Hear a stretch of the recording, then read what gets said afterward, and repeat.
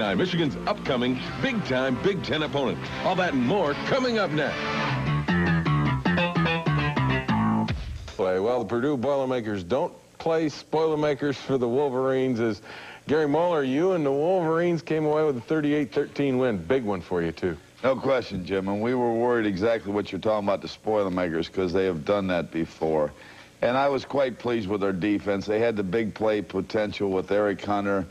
And they have one drive, and then at the end we give them some good field position. They threw a deep pass they shouldn't have completed. But for the most part, I thought our defense improved, and that's encouraging. Yeah, and Hunter is the kind of kid that can make just about anything happen.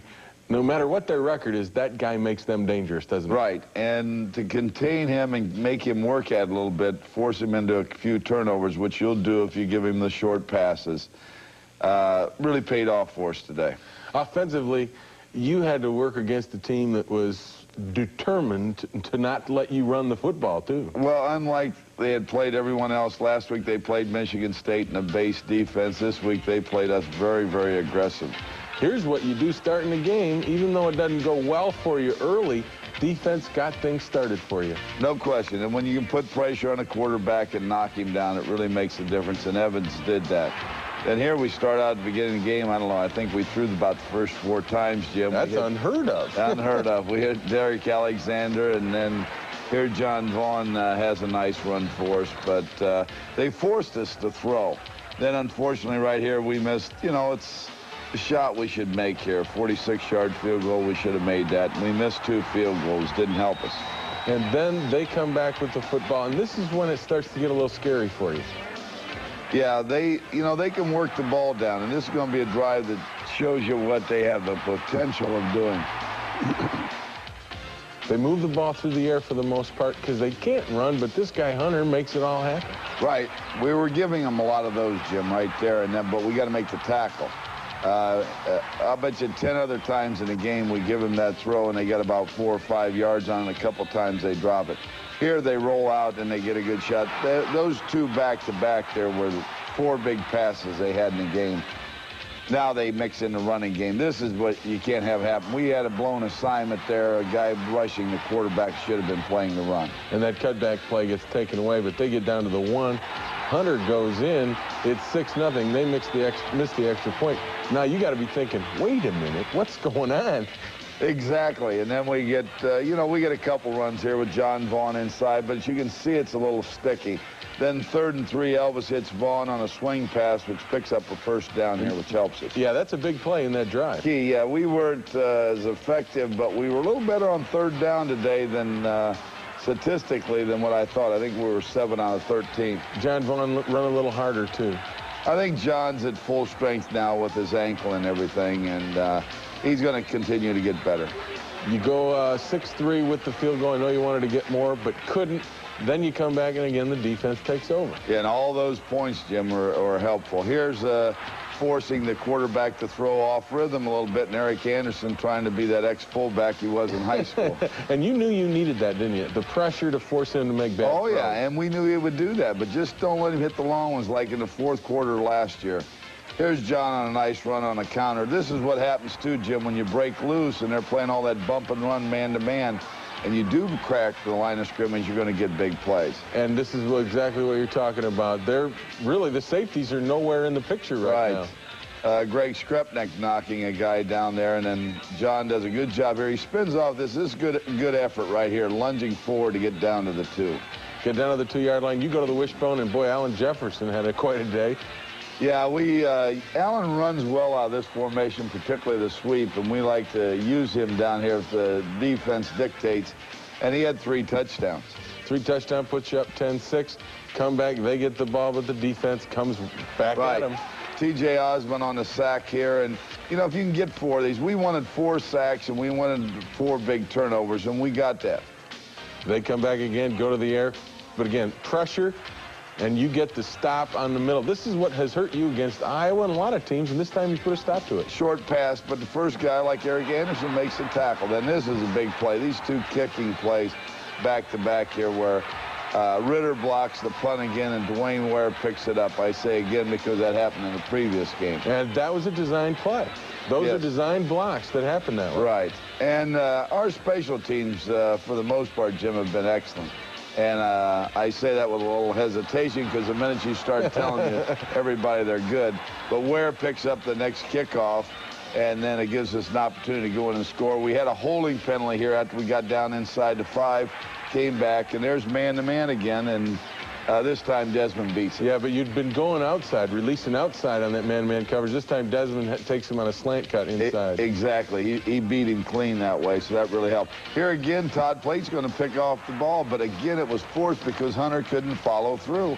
And the pressure is the key. When any quarterback can sit back there and has the time, he's going to hit passes. And especially Hunter. And then you come back, and here's a great catch, great throw by Grubach. Yeah, third down conversion, and Elvis hits Desmond, turns right around, throws it to him the other side. Then Desmond makes a little move and gets about 16, 17 yards there. You're talking about mixing in the run and the pass. Here you mix in the run. Yeah, we had to do that, and then John Vaughn makes a good cut here. Again, takes us down inside the 5 to set up another touchdown. And this is getting to be a broken record. Wishbone, here comes Allen Jefferson. Yeah, and Bunch and John Vaughn blocked well there, and we just sealed the inside, and that play was set today, so it was a good situation. Good situation indeed. 31-6 at halftime. After the first quarter, you had to think, man, what's going on? And then at halftime, you had to say, now that's what we're looking at. Right, and I knew, you know, it was going to be a little sticky, particularly when I looked up because, you know, they played us bump and run last fall. We were the only team that they did that to. They turned around and did it again. And you weren't expecting it, were you? Yeah, and I think really what happened, they thought if we lay off of Desmond Howard and Derek Alexander, they're going to kill us if we're going to play a man. So we'll bump and run and see if they can hit a few. And we had one in the first half, or the first drive, that we should have connected on, and we'd have had a touchdown, but that's football. That's football. And also, you know what else is football? Special teams making great plays. We'll be back, take a look at the second half. Before that, though, we'll hear from one of those big special team guys. You got to have the attitude that every time we go out there, we can think we can block it. So, I mean, what we do is we just try to, we play hard, and we go rush the punt hard, and whatever happens, happens. Randy Stark was right there. I didn't know if he was going to pick it up or fall on. He waited on me, so I just picked it up and ran it in.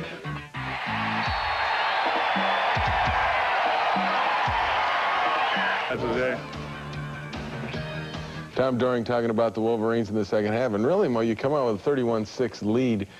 And then at halftime, the Wolverines don't do anything, open up the third quarter. That had to disappoint you. Well, bad third quarter. We got the ball, picked up 2 first downs, and then turned the ball, had to punt the ball away to Purdue. Then they sustained a big, long drive in there, went down, and we made them fumble the football. But if they're going to score, make them go the long way, Jim. That's the important thing. Well, did you know that your guys maybe were going to go to sleep a little bit in the start of the third quarter? Well, I think you got to give Purdue a little credit here, but we made them work the ball down. And as I said, here they get a couple runs that I didn't like. There's Oglesby, their young freshman out of Detroit.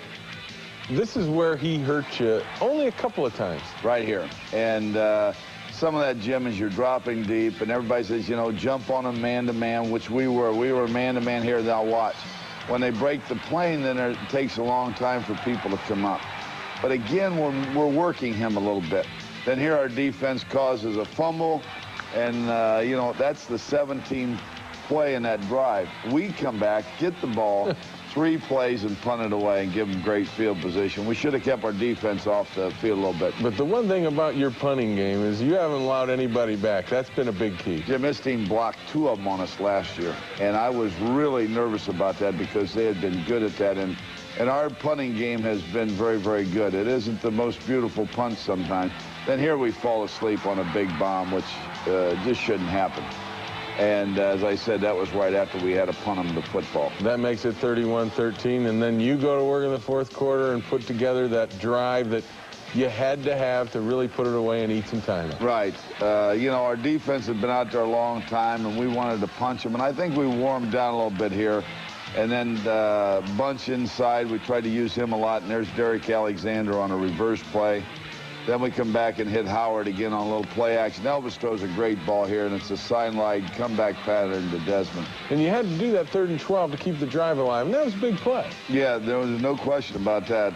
Then there's Allen again getting his 3rd touchdown of the game. So 38-13, you get the victory over Purdue. And after the last the previous games where you'd lost to Michigan State and Iowa, the last two games, wins over Indiana, Purdue, have really put this team back into a focus, if you will, about this second season you've talked about. Yeah, I think so, and yet I'm, you know, we're going to be anxious to play Illinois, as I know they're going to be anxious to come in here. What about this team? Have they responded the way you have hoped after that Iowa game, when I knew you were a little upset with that whole process and what had happened, and you said we're going to go back to work, everybody's accountable? Has it worked the way you wanted it? Well, I think Iowa today proved that they're a pretty good football team to what they did to Illinois, but I'm still disappointed in the one-point losses to both of those teams. But in some respects, we're a little young, and I'm not making any excuses, but I think we're going to keep coming. We're going to get better.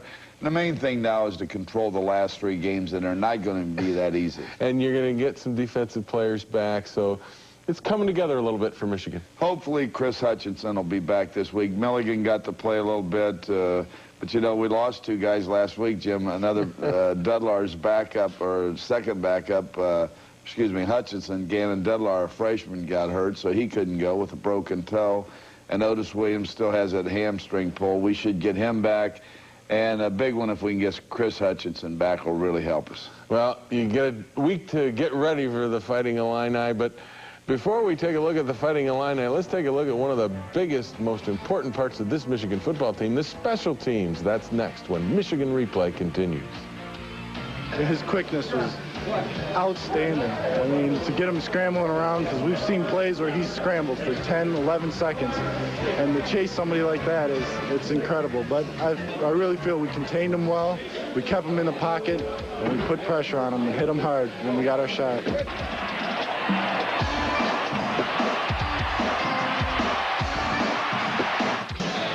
Special teams play is sometimes the forgotten element of a team's success, but that's not the case at Michigan. The emphasis placed on special teams and the attitude of the kids on the so-called kamikaze squads make the Wolverines special teams very special units indeed. When you're chosen to be on special teams, they always say it's kind of a real privilege to do so, and you never really know it until you're out there, and you really gotta be in a different state of mind, as you say. You're just flying down there going 40 yards full speed on a kickoff team or whatever. And it's an experience. It's a lot different than being out there play for play, because you know you got to make what you can with what you're given on that certain play. Special teams encompasses a lot of activities, too. Take Trip Wellmore, for example. He's had a great year returning punts, but over the last 2 years, he and Veda Murray are also special teams heroes on the kick blocking unit. But as far as Trip's concerned, he's not the hero at all. The guys up front, they really do the best job, because they go in, they have to have the pride and the will and determination to get to the kicker, and so therefore they create a new line of scrimmage. And anybody who creates a new line of scrimmage, I mean, me and Vader, we have the easy part. All we have to do is just jump. I mean, it's something, you know, just say, go up there and jump. You know, hey, go up there and dunk the basketball. Hey, jump, everybody block the kick. As for the coverage aspect of special teams, Michigan is in a class by themselves. Take the punt coverage units. After the first 6 games of the season, the Wolverines' net punting average was actually higher than Eddie Ascona's punting average. In other words, Michigan has allowed either no return or minus yards. A statistic like that means the attitude of your special teams is special. Those special 11, and when we come together on the field, it's like a positive energy that goes through each other's minds and body. As soon as we take the field, everybody's ready to go. We go out there with our minds that we're going to knock this ball loose and get the ball back for our offense so they can go in and score a touchdown. And if you don't have that attitude, you're not going to make that very many big plays at all.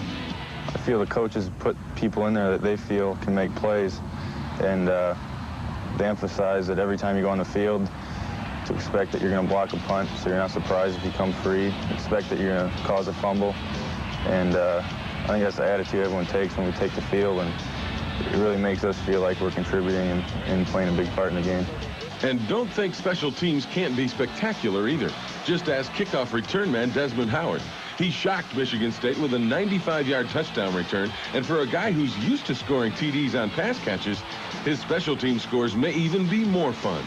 kickoff probably is more exciting because there's so many people down there and people are watching you, and it looks like you're running through a lot of bodies, but really from the stands, you can't see the holes that the actual runners see. So I think it's really not as difficult sometimes as it may seem, but it's like you just come out of a crowd, and it's really exciting because it makes it look like you've done something spectacular.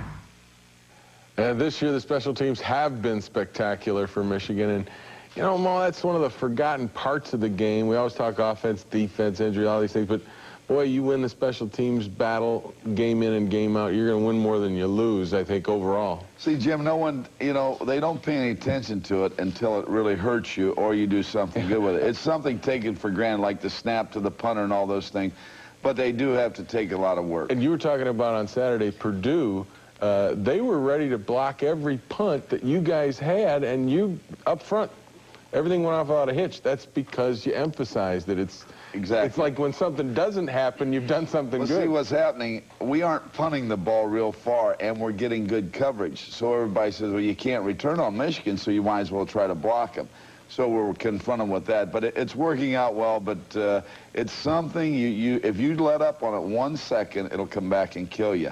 And we still got to keep getting better at it with that phase of the ball. And our kids are taking some pride in it. When you have a day like today, where you get a kickoff like we did, and when you block a punt for a touchdown, now it re-emphasizes the importance. These kids get a little, you know, they get fired up on this. They better be fired up because next week it's a big one. The Illini are coming to Ann Arbor. Don't go away. We'll have the scouting report when Michigan Replay continues. That's a big one. You know, that's going to be our, our big game of the season right now. Probably the biggest one to date.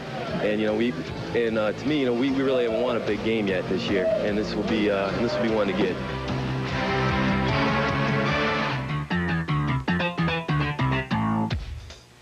Hunter is the kind of kid that can make just about anything happen. No matter what their record is, that guy makes them dangerous, doesn't he? Right, and to contain him and make him work at it a little bit, force him into a few turnovers, which you'll do if you give him the short passes, really paid off for us today. Offensively, you had to work against a team that was determined to not let you run the football, too. Well, unlike they had played everyone else, last week they played Michigan State in a base defense. This week they played us very, very aggressive. Here's what you do starting the game. Even though it doesn't go well for you early, defense got things started for you. No question. And when you get to what you're talking about, the Spoilermakers, because they have done that before. And I was quite pleased with their defense. They had the big play potential with Eric Hunter. And they have one drive, and then at the end we give them some good field position. They threw a deep pass they shouldn't have completed. But for the most part, I thought our defense improved, and that's encouraging. Yeah, and Michigan's upcoming big-time Big Ten opponent. All that and more coming up next.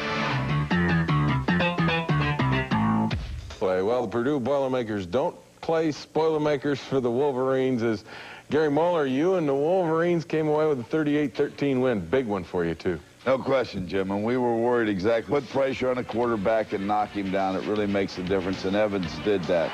And here we start out at the beginning of the game. I don't know, I think we threw about the first 4 times, Jim. That's unheard of. Unheard of. We hit Derek Alexander, and then here John Vaughn has a nice run for us. But they forced us to throw.